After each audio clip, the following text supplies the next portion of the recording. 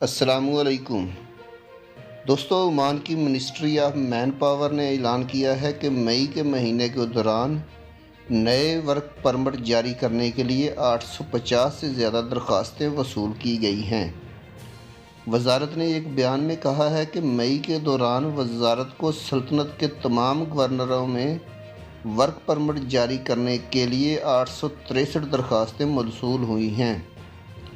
ان میں تجارتی اجازت نامے، کمپنیوں اور کاروبار کے لیے 447 درخواستیں اور نجی اجازت ناموں کے لیے 415 درخواستیں شامل ہیں۔ اس کے بعد آج منسٹری آف ہیلتھ نے اب تک کے سب سے زیادہ کرونا کے کیس رپورٹ ہونے کا اعلان کیا ہے۔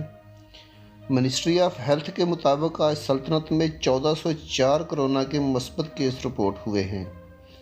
ان میں 400 عمانی ہیں اور 1004 مقیمی ہیں۔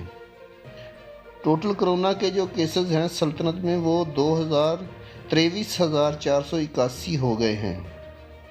ان میں 8,454 صحت یاب ہیں جبکہ اموات 104 کی ہے۔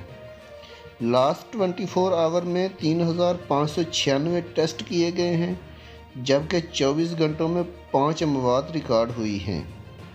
خارجیوں میں مثبت کیسوں کی رپورٹ زیادہ آ رہی ہے۔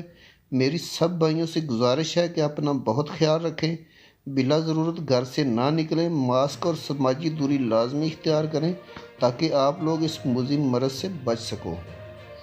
دوستو، اس کے بعد رائل عمان پولیس نے کہا ہے کہ وزٹ ویزا یا ایکسپریس ویزے پر مقیم افراد کو ویزا ختم ہونے کی میعاد پر فکر کرنے کی ضرورت نہیں ہے، کیونکہ ان ویزوں کی میعاد 30 جون تک بڑھا دی گئی ہے۔ دونوں قسم کے ویزوں پر بغیر کسی جرمانے کے 30 جون تک توسیع کر دی گئی ہے۔